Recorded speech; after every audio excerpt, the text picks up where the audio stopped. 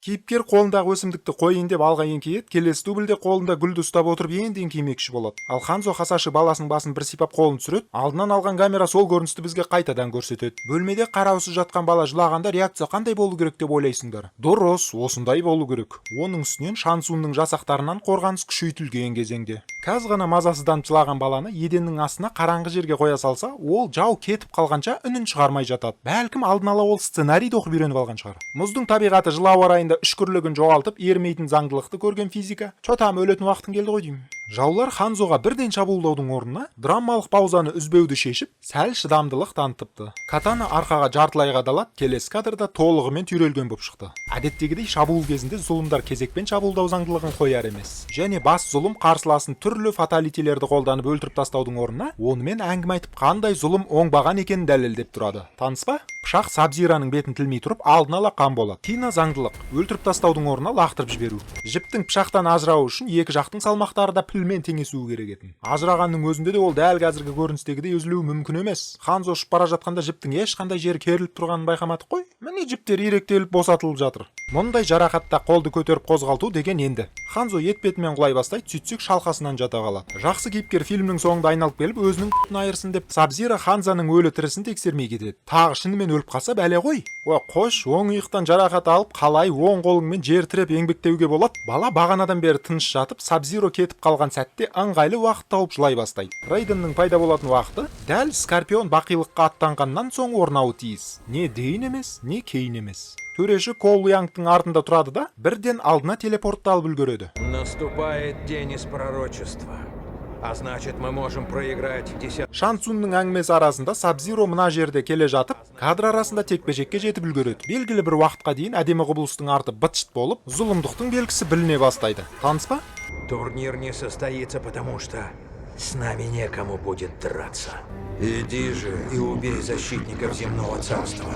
Сондықтан тып-тыныш тығылып барып өлтіріп тастаудың орнына, аспаннан қар жауғызып, небір мұзды өлке құбылыстарын көрсетіп, пафосты позада ақырын қадам жасап, бейкүнә тұрғындарды қыру керек. Аспаннан жауған бұршақ сценарий дейтін құдіретті қоршаудың әсерінен бас кейіпкерлердің үстіне түспеуге тырысады. Керек десең тіпті бастарын қолмен қалқаламайды ғой шіркін. Мына көрініске қарап отырсақ, көліктің терезесі көп қабатты полимерден жасалған. Кейіпкерлер келе жатқанда солға бұрылып кетуге болатын қиылыс жолды байқаймыз. Олар оңға бұрыла бастағанда дәл сол жерден көлденең ғимарат пайда болады. Ал стоп деген жол белгісі кадр ауысқанда ауада еріп кетеді. Тағы бір киноштамп. Зұлым кейіпкерлердің алдынан шыққан соң, төртеуінің жүрегіне мұз түйреп түрлі фаталити қолданып, мәйітханаға тапсырудың орнына, Джакстың қаруланып, Коулмен әңгімелескенін күтіп, Янг өзінің отбасымен қашып кеткенін бір орында қатып тамашалайды. Ал бағана аса ынтамен өлтірмекші болып, аспаннан бұршақ жауғызатын қасиетін ұмытып қалады. Сосын бұлардың дәл осы көшеге бұрылатынын қайдан білді? Тағы біреу құмалақ шашты ма? Джакс артқы терезені аша бастайды, келесі кадрда қайтадан ашқысы келеді. Джакстың денесі тимей жатып, терезе алдын ала шытынайды. Жекпе-жек барысында Джакстың моншағы мойнынан жоғалып кетіп, қайтып орнына келеді.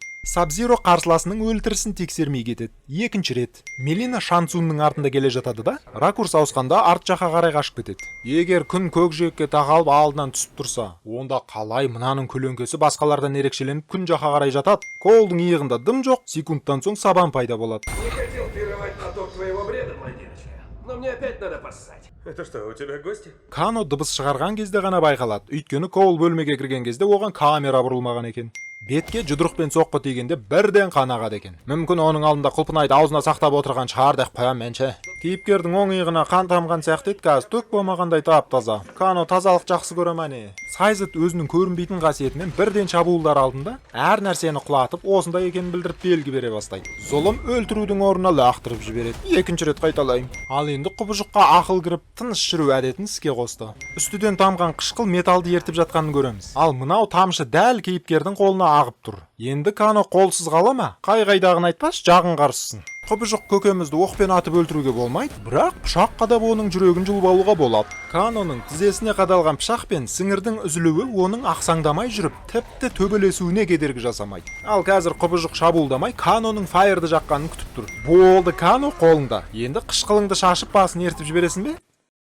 Тоф, біліп едім соны. Әй, Шансун, осы сенің есің дұрыс па? Дені сау жасағың жібермейсің бе? Немнің? Коул қолдарын қалтасына салады, ракурс ауысқан бетте олар айқасып үлгереді. Кадрда тартып туруп какыруу эң керек элемент болупту. Ас болсун. Соня баудан ұстап турады да, жибере салады. Сосын кайта ұстап турады да, жибере салады. Күн ашык аспанда орналасат, 3 секундтан соң ол булуттардын арасынан сыгалайт. Тагы сондай кателик. Үшөөгү Люкангды кечке кездестирет. Кейипкерлер келе жатканда күн ендиги батып, эч кандай сәулесин чачпай турат. Сәлден соң храмга жеткен кезде кәдимгидей жарык түсүрөт. Ал храмдын кире берисин энди айтпай ак кояйын. Тизеден, беттен алынган жаракатты уайымдаймыз ба? Кой убакыт жок огон. Өзү ак жазыла салат. Бизде энди Джакстер болуп чыкты. Мынадай кыластан ба? Он выживет. Лед прижег его раны. Сол ак ба? Ички кан кетүүлөр менен ашык жана жабык сыныктарды кайтемиз. Слабый, высокомерный. Өзүң багана не деп эдиң эстикши? И с этим я должен работать? Демек бу жерде ким такаппар? Кун Лао менен Люкан аркалары менен жабысып турады да, кадр ауысканда 2 метрге алчактайт. Одан кийин кайта жакындайт. Кано колго карап турма элди, карап турган жок ба? Сонда кадр ауысканда баары бузула берүү керек ба? Кайтадан сол аңгиме. Канонун былшылдап сөйлөп турганы көрүш кадрдагы позасына мүлдем уксамайт. Үстүнгү планда Люкандын колунда эчтене жок, астынан алганда ону менен кызыл орамал салбырап турат. Кано арканасын тапканы кызык экен. Алдымен ол Кун Лаога карап туруп, асын кайтарганын талап этип ашууланат. Сосын күндө карашыгынан лазер чыгарып жүргөндөй бир орунда туруп көзүн бакырайтып айкайлайт. Тоңкайып баска нерсе чыгармаганына да рахмет. Не видели у них там бородача? Звать Кано. Это из-за него у меня железная легкая. Он Коршауды бузуу керек болса, карсылас командадан міндетті түрде Кабалдың бұрынғы жауы табыла калат. Және тапсырманы орындауга келген сәтте Кано керек кезде, керек жеринде жүрүүгө тырысат. назови сумму, удвой ее и удвой еще раз. И что мне надо сделать? Оған қоса оп-оңай көне салат. Зұлым бас кейіпкерді өлтірүүнүн орнуна лақтырып жиберүүдөн жалыгар эмес. Қазір жылап жибереме, коюңдарчы болду. Горро, сенің 4 қолың бар. Неге Кол арканасын таппай туруп, баганагы фрескадагыдай оны экиге жыртып тастамайсың? Соняның сол ыйыгына нунчак кадалат. Сонда да ол сол кол менен жер тиреп, жауынан качууда. Адет боюнча баспалдактан жай түсүүгө болмайт, міндетті түрдө сальто ойналып конуу керек. Flawless victory. Ойынға тамаша хаттама, -1 кінәрат. Горроның мейірімділігі сончалық, Кол өз арканасын тапсын деп, Элисинди бірден өлтірмей барынча уақытты созады. Зұлым бас кейіпкерді 4-ші рет лақтырып жібереді. Құбыжық шабуылдар алдында айбатты позада тұрып шыңғырады. Таныспа? Горроның алдында шабылған қол жатат. 8 секунд бұрын дәл сол жерде ештеңе болған жоқ. Mortal Kombat ойынында жеңүү қиын персонажды белгісіз ойдан шығарылған бас кейіпкер жеңіп алады. Рахмет авторлар. Рейден командасын жылдам телепорттайды, тек Колға келген кезде ол бүтін 3 секундқа созылады. Шансун тоқтатуды бұйырмаса, Сабзиро қарап тұра береді. Порталға кірмей тұрып, Колдың сол жақ беті таза етін. Ал сыртқы әлемге келгенде дереу қанап кетеді. Не, жолда бір жер көріп алды ма? Шансун Кун Лаоның жанын сорып жатқанда, Люканның артынан қуып келе жатқан Кабал не үшін тоқтап қалғанын түсіне алмадым. Мүмкін аяған шығар. Рейконың кувалда ұстап алып шыңғыра беретін өнері мен қарсыласының грушасын айналуы сценарист үшін дұрыс болып саналады. Атаңның басы. Кано көзімен лазер шашалады. Сондықтан Сонямен қол сермесіп жекпе-жекке түсіп әуре болу керек. Жеңіп қойса бәле ғой тағы. Ал ол көз алдынан жоғалып кетсе, барынша еденді сызып лазерді қосатын әрекет уақытын табады. Әдеттегідей қарсыласқа бір нәрсе лақтырғанда бірінші шыңғырып назарды өзіне аудару керек. Ұсталып қалған жағдайда өлтіруге қажет заттар қолға жақын жерден іліне кетеді. Мынадай хаттамадан қалай бір кінәрат алмайсың, айтыңдаршы. Fatality. Эй, кінәрат қалмайтын болды ғой, қойсаңдаршы. Өлген Милинаның ішін камера кеп түсірмейінше ол қырымен жата тұрады. Соняның сәулелі қаруы органдарды талқандайды, бірақ омыртқаға тиіспейді екен. Кейіпкер енді өлейін деп жатқанда біреу оны аман алып қалады. Скорпион Сабзираны өлтіру үшін өлілер әлемінен тіріліп келеді. Білмейм қалай екенін сұрамай-ақ қоямыз. Зұлым тағы да өлтірмей кетші.